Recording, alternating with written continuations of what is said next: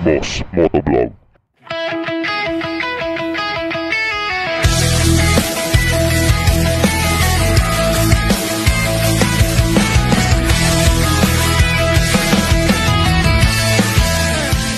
Magandang balita mga boss, naglabas ang Honda Indonesia ng bagong motor. Ito yung Honda Vario 125 o mas kilala sa Pilipinas na Honda Click 125. Ang gaganda ng mga forma mga bossing, at isa pa maganda dito, kasabay ng bagong design, redesign model ng Honda Vario, may sinabay pa sila na naked version. Kung hindi nyo natatanong, ang unang naglabas ng naked version sa mga motor talaga, no? Nakita natin unang-una yan 2020, Suzuki Skydrive. So, napakatalino ng desisyon na yun ng Suzuki. Pero ngayon, ginaya na po ng Honda yan, no? Meron na ring Honda Beat Naked mga bossing, ha?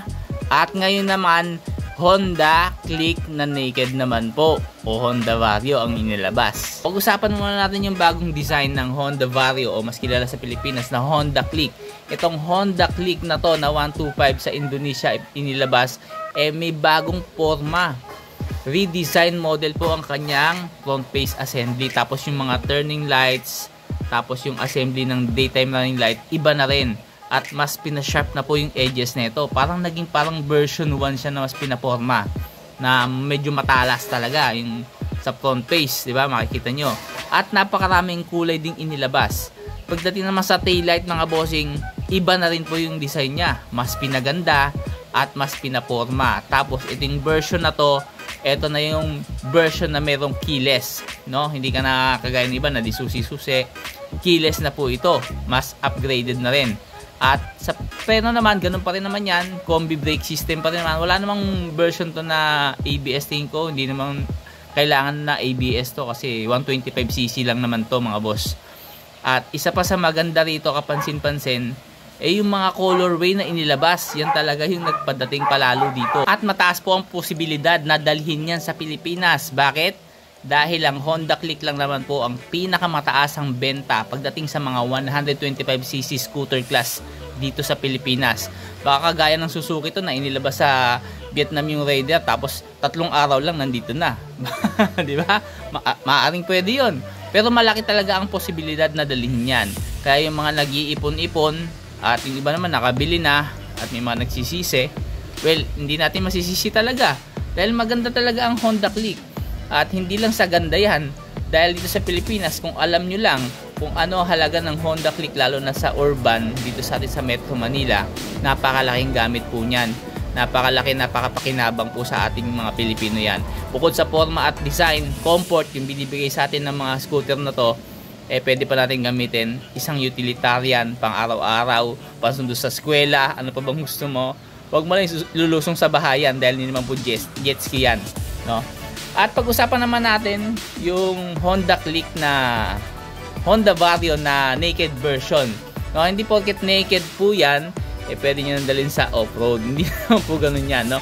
Binibigyan lang po tayo ng idea ng Honda na kung ano pa yung pwede nating i-modify sa motor natin. Siyempre, pagka ganyang handlebar, naked, pwede mong modified yan. So, depende sa'yo. Kung gusto mo namang konting merong traction pagdating sa off-roading, pwede ka magpalit ng gulong tapos magpalit ka ng shock na mahahaba para yung makina medyo umangat ng konti kasi mababa ang lokasyon ng makina ng mga scooter. Hindi po talaga design yan for off-roading. Pero kung gusto mo talaga, pwede mong gawa ng paraan para hindi tamaan ng mga bato yan, no? Conforme sa'yo. Kumbaga, itong model ng naked version, binibigyan kanya ng idea na ikaw na ba alam mag-modify? Kumbaga, malaya ka, no? Sky is the limit pagdating sa modification. So, may mga kulay ding magagandang inilabas at tingin ko, mabebenta rin to dito sa Pilipinas dahil nga, sa forma ng Click, talagang maporma at madating. Di ba? Bulky siya. Kung ihahambing mo sa naked version ng Suzuki Skydrive, medyo manipis yun. Pambabae kasi ang datingan ito ng Suzuki Skydrive. Ito kasing Click, talagang malapad siya. Ang mga Pinoy, mahilig po tayo sa medyo malalaking motor kasi ang mga Pinoy, ang size natin, medyo malalaki na. Hindi kagaya dati, mga unang labas ng mga motor, talaga ang mga Pinoy mga tito-tito, mga maninipis lang tayo, di ba? Ang mga usbong na ng kabataan ngayon, Siyempre, sumasabay din yan sa hubog ng pangangatawan mo. Kaya kung mataba ka, tapos kukuha ka ng manipis na motor, hindi babagay sa'yo. Mas kukuha ka ng motor na babagay sa'yo. So, yung disenyo na to ng Honda Click na naked, tingin ko papatok din to. At napakadaming kulay ding inilabas, mga bossing, no? Pwede kang mamili. Pwede kung dadalhin man ng Honda yan, yung mga kulay na yan dito, mas maganda. Ano? Dahil maganda talaga yung nilabas.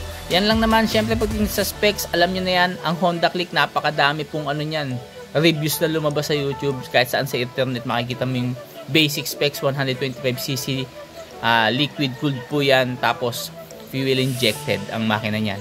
Talagang maganda yung specs nya. Tamang-tama sa atin dito sa Asian market, sa city driving, at pangkalahatan na, gusto mo, ipang long ride mo pa, pang malayo ang biyahe, di ba? Kaya kung ikaw, napupusuan mong bumili nito, mag-ipon-ipon ka na sa ngayon pa lang. At kung nakabili ka na, well, di kita masisisi. Talagang maganda talaga ang Honda Click. Kahit sa anggulo mo siya tingnan, kahit yumuko ka, umangat ka, ito yung sinasabi ko sa inyong motor na pag tiningnan mo, kahit sa anggulo, ikutan mo, maganda siya. No? Kahit tumagilid ka ng konti, tingnan mo sa side na yon, maganda talaga yung dating.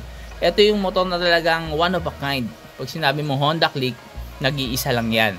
No? Kaya pagka nagka-Honda Click ka, talagang panalo ka na, di ba? Tapos ang taas pa ng value sa marketplace. Kung sakaling bigla ka magipit, wag naman, bigla ka magipit, mabebenta mo siya sa napakagandang presyo, no? Hindi siya kagaya ng mga motor na pag nabili mo ng 75,000, mabebenta mo na lang ng 15,000, tatawaran pa. Di ba? Yung mga ganong motor. No? Pero itong Click tapos Honda, ang ganda ng niya, ng reflection niya pagdating sa market value. Mataas po. Tapos yung pyesa, huwag mo nang tanungin yan kasi pagka marami ang gumagamit ng motor, ang mga supplier ng pyesa nagkakandara pa yan sa pagbebenta, kaya hindi ka mawala ng pyesa. Kaya mas tumatagal lalo yung motor, mas naaalagaan, mas nabibigyan ng magagandang kulay. At tingnan nyo naman, di ba?